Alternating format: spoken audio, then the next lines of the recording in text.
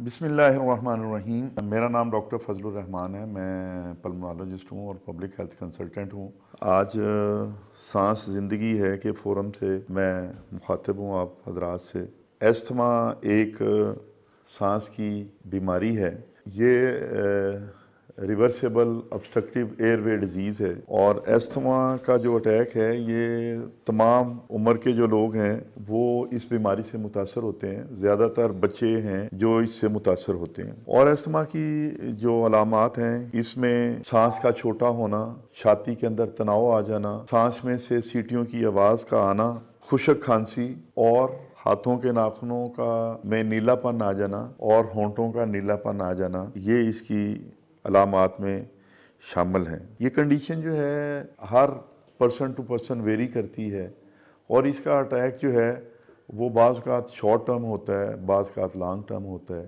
Seasonal اس کی بہت زیادہ ایسوسیشن ہے۔ ہمارا جو ریسپائریٹری ٹریکٹ وہ بیسیکلی ناک سے شروع ہو جاتا ہے اور پھیپھڑوں تک چلتا ہے۔ ناک سے لے کے جو ہمارا ووکل کارڈ ہے یہاں تک کا جو اپر والا حصہ ہے اسے اپر ریسپائریٹری ٹریکٹ کہتے ہیں، اور نیچے سے لے کے پھیپھڑوں کے آخر تک اسے لوور ریسپائریٹری ٹریکٹ کہتے ہیں۔ دنیا میں جو انفیکشس ڈیزیزز ہیں پوری دنیا میں، تو سب سے زیادہ لوگ ہر سال جو متاثر ہوتے ہیں وہ ریسپائریٹری ٹریکٹ انفیکشن سے ہی ہوتے ہیں۔ ایستھما ہمارے دو پھیپھڑے ہیں، رائٹ اور لیفٹ، پھر ان کے آگے لوبز ہیں، اور پھر ان کے آگے چھوٹی چھوٹی برانچ ہوتے ہوتے ہوتے جو اینڈ سٹرکچر آ جاتا ہے وہ برونکائی اور برونکیولز ہیں۔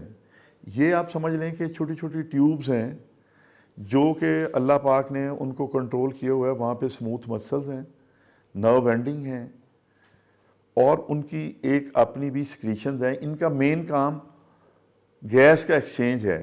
زندہ رہنے کے لیے جو ہمیں آکسیجن چاہیے وہ خون سے لیتے ہیں اور جسم کے ہر حصے پہ پہنچاتے ہیں۔ ایک تو وہ ہے جو نوکچرنل ایستھما ہے، رات کے وقت سحری کے وقت سانس خراب ہو جاتا ہے اور لوگ اٹھ کے بیٹھ جاتے ہیں۔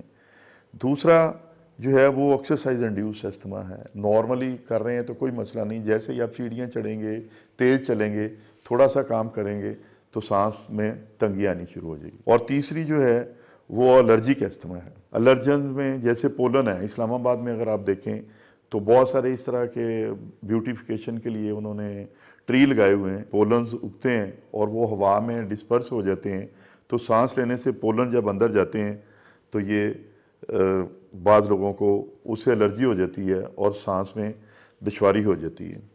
اینیملز ہیں، آپ نے دیکھا ہوگا لوگوں نے پیٹس رکھے ہوئے ہیں، جیسے برڈز ہیں، چھوٹے چھوٹے اینیملز ہیں، اس کی وجہ سے ہو جاتے ہیں۔ پھر یہ جو کینڈ فوڈ ہے اس کے اندر پرزرویٹو ہوتے ہیں، وہ کھانے سے ایستھما ہو جاتا ہے۔ Top of the list cigarette smoke ہے۔ اب سموکنگ جو ہے وہ ایک ایکٹیو سموکنگ ہے جو بندہ خود سموک کر رہا ہے، ایک پیسیو سموکنگ ہے، آپ کمرے میں بیٹھے ہیں اور لوگ بیٹھے ہیں پاس، تو سموک جو سگریٹ سموک ہے وہ ہے۔ سڑک کے اوپر نکلیں تو وہیکل جتنی بھی گاڑیاں چل رہی ہیں اور وہ سب سٹینڈرڈ قسم کا فیول چنگچی اور اس طرح کی چیزیں جو یوز کر رہی ہیں وہ ہیں۔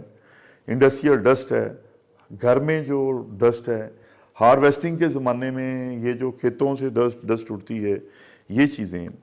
بہت ساری میڈیکیشنز ہیں، جیسے ہم اپنے طور پہ ایسپرین کھانی شروع کر دیتے ہیں، یا ایک بڑی ٹائم ٹیسٹڈ ڈرگ ہے انڈیرال جو ہے، جس سے بیٹا بلاکر ہیں، یہ کر دیتے ہیں۔ ایستھما کی ٹریٹمنٹ جو ہے وہ مستند ڈاکٹر سے ہی کروانی چاہیے۔ اس میں ایک شارٹ ایکٹنگ ہے، ایک لانگ ایکٹنگ ہے۔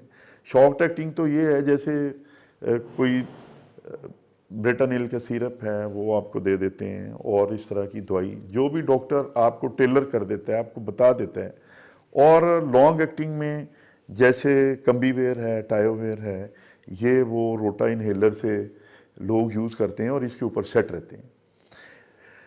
کووڈ جو ہے اس کے ساتھ بہت ساری ڈیتھ ہوئی ہیں، ہمارے پاکستان میں بھی بہت سارے لوگ جو ہیں اس سے انفیکٹ ہوئے ہیں۔ تو کووڈ کے ساتھ جو کو ماربڈ کنڈیشن ہے، زیادہ تر عمر کا 50 سال سے زیادہ ہونا، associated sugar, blood pressure, renal diseases اور لیور ڈیزیزز اگر ہوں۔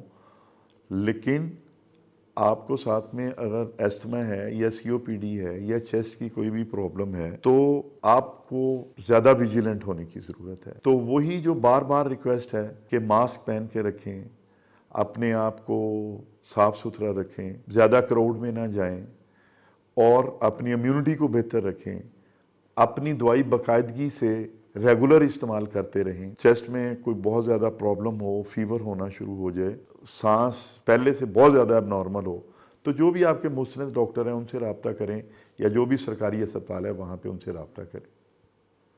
Thank you very much.